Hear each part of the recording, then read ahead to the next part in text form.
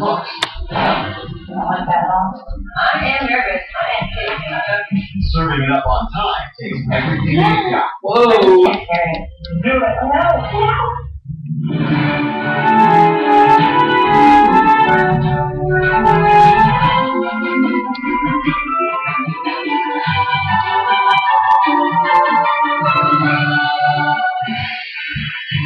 Hilton Head Island, South Carolina, is home to Sherry's Edible Designs. Owner Sherry Davis is known for her unique and whimsical cakes. She got her start by turning a hobby into a career. I was a stay-at-home mom to a 2-year-old. I started to make a kid's birthday cake every now and then. So I realized that I was really good at it and just fell in love with everything cake.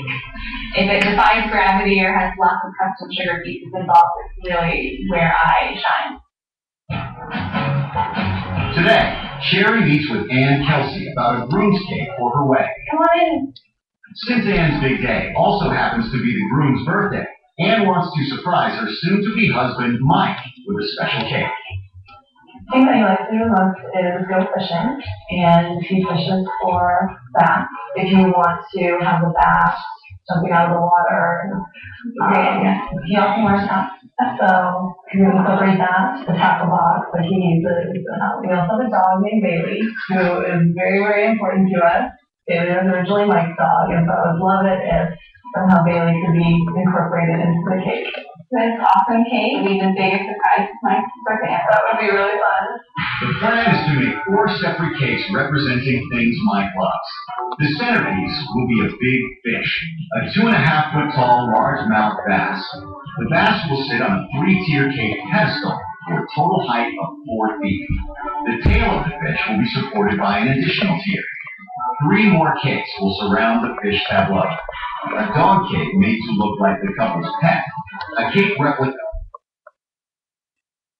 including Mike's favorite baseball cap. Cost? Project is unlike anything I've ever done. I want it to be big, I want it to be grand, I want it to be a wow factor. Work begins by constructing the pedestal for the fish. Layers of vanilla cake are stacked. To add height to the cake layers, I put a little dam of buttercream around the outer perimeter of the cake so that if I misplace it or the placement is wrong, the dam makes it nice and slidable. This cake is going to have a lot of butter. There is about 40 pounds of butter and about 21 pounds of sugar in that bucket. Once the layers are stacked, a crumb coat seals everything. Then the cake is wrapped in plastic and compressed with a cardboard round. This way, if there's any air pockets left in those cake layers, that all gets pulled out to the side. And then I just work my way around, and there we have one of our bottom tiers of cake. The process is repeated to build 3 additional tiers. There's 4 total tiers for the base for the jumping back. Okay, put this in the cooler for me?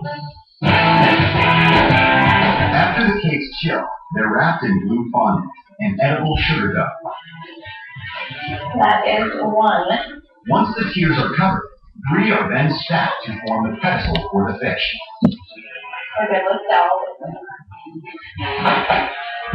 Now the largemouth bass-shaped cake. After every 3rd layer of vanilla cake and buttercream, plastic dowels are inserted to support a 1/2-inch sheet of foam core. Because this thing is going to be so big, so massive, so heavy, the more support we can get, the better. 14 layers are built up. Then cake scraps are used to construct the final layer because they are easier to shape. Once the top is given the crumb coat, a large dowel is inserted through the entire bass cake. Now it's ready to sculpt. This is one of the most challenging elements because I've got to sculpt fish from essentially a block of cake.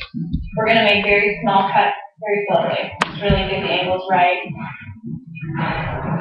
Once the basic carving is done, cake paste, a mixture of cake crumbs and buttercream, adds dimension. The fish has curves underneath, curves on the side, you kind of get thin toward the top, so I've got to be sure that it's symmetrical at the same time as being realistic. Kind of looks like Jaws right now because there's no tail. A crumb coat. Then Sherry enlists the help of her husband Gary to get the cake into the cooler for chilling. Go slowly. Next, fondant made from scratch. Traditionally, rolled fondant is disgusting and it tastes like glue.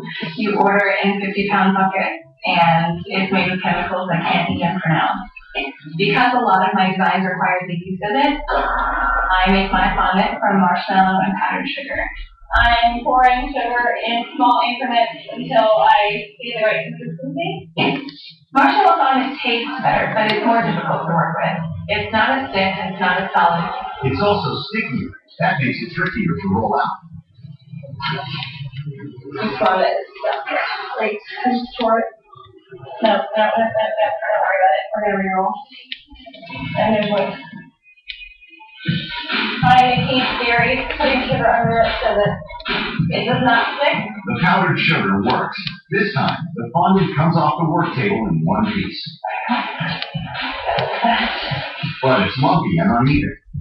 We were hoping to cover the back in one solid piece of fondant, but both of us together weren't fast enough to smooth it out. I don't like that at all. Coming up, some amazing sugar things. We're doing red and we're doing some green, and every apple's a little different. Tom Popper is about to inherit a world. Look at this commercial, funny. I'll be back.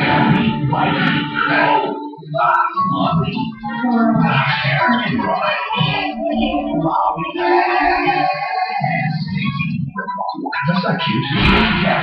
Oh yeah, I already seen it. Yes, and penguins. No, when I say hillside, you say farm. Hillside. Farm. Farm. Hillside. Farm. Hillside. Farm. Hillside. Farm. Go eat. Ever wish to start with a vegetable leaf? Well, VAV Fusion takes you a full serving of vegetables. Did you notice your daughter was upset about it? Fusion Plus C. Introducing Arby's new Arby's Fresh Grilled Chicken and Pecan Salad Sandwich and Wrap. Wholesome chunks of grilled chicken tossed with crunchy pecans, crisp apples, and juicy red grapes. On your choice of our signature honey wheat bread or new whole grain flatbread wrap. Arby's, it's good! My doctor said most calcium supplements aren't absorbed properly when taken with food. He recommended Citric Cap. It's different. It's calcium citrate, so it can be absorbed with or without food. Also available in small, easy to swallow petits. Citric Cap.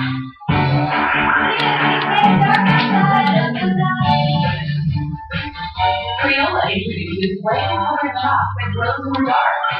You create your own glow that will light up the night.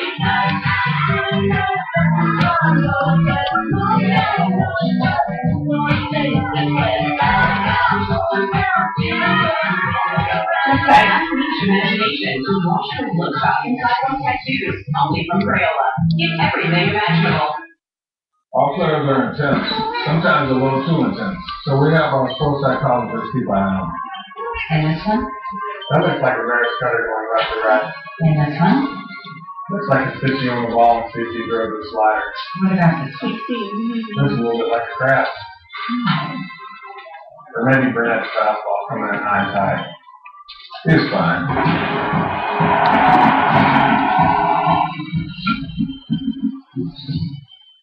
Freshness is a must.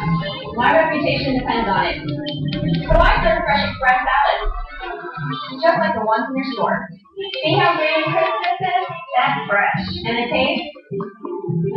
Perfect.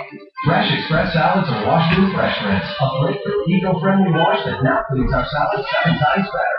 That's why Fresh Express is a salad I choose to serve my customers and my family. Fresh Express, consistently, deliciously fresh. If I don't pull this one off, it's going to break me. I'm going to put it all on the line and try making sure it's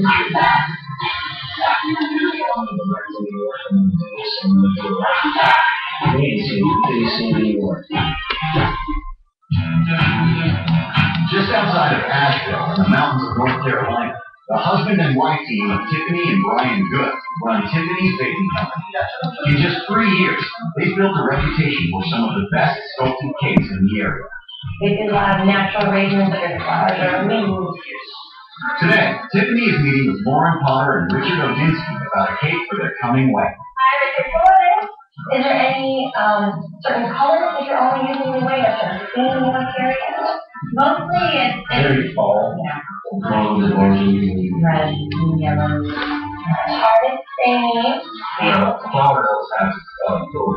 Special barrel. Oh, that'd be awesome. Okay. What kind of flowers are you doing? There's black-eyed Susan, hydrangea, wildflowers. It's all very rustic, very Pink looking. oh cool. This is hard, right? Okay. Yay! They decide on carrot cake with orange cream cheese fillings and almond cake with 2 alternating fillings, toffee crunch and chocolate mocha buttercream. That's delicious. That's really good. The plan is to make a 3-tiered cake that looks like a bushel basket spilling over with edible sugar apples and peas. She's on the computer. A base version of the horizon cake and an antique-style quilt made of fondant will cover the base. The apple basket cake will stand nearly 3 feet tall and cost $3,000. The first thing is the sugar rush. We get that started far again because it has to firm up. They start with the apples. The apples are made of the rice cereal and marshmallows. I put a little melted butter chocolate in there.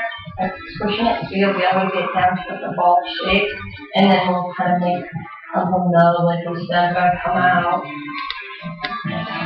So I want some whole ones. I want quarter tabs. But I want realistic apples.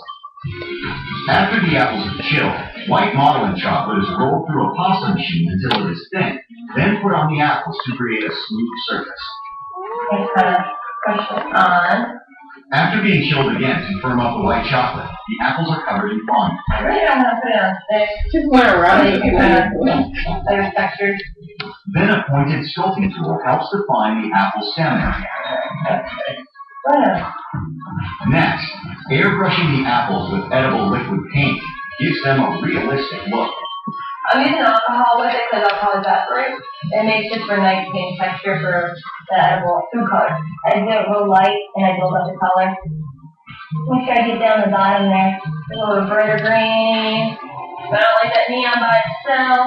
And I bring it down. It's like more like an avocado green. Cool.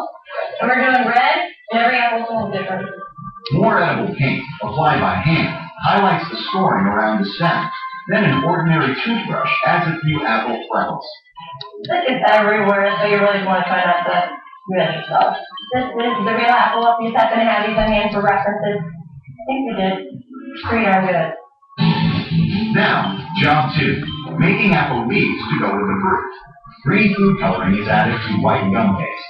Like a shirt out that is a little bit pliable. You can roll it out super paper thin, and it dries porcelain apart. Still edible, but it actually lasts for years and years. That's a really pretty color. I don't need like 12 little guys. A wire inserted at the base becomes the stem. The tool that we're going to use to do this is a baller tool, and it just helps to thin out your gum paste. You just want to really just focus on getting the edges thin. That's the illusion of it. And the silicone mold adds veins. Wow! And then I get a little pinch there. After a dusting of edible food powder gives them a believable color, it's on to making maple and oak leaves the same way. They're cut out and shaped. Then, gum paste acorns. It's almost like taking a gumdrop. And I take a little tip, and just kind of press it on top. Next, the cap. Start with a little ball, and I flatten it, okay, pinch just a little bit.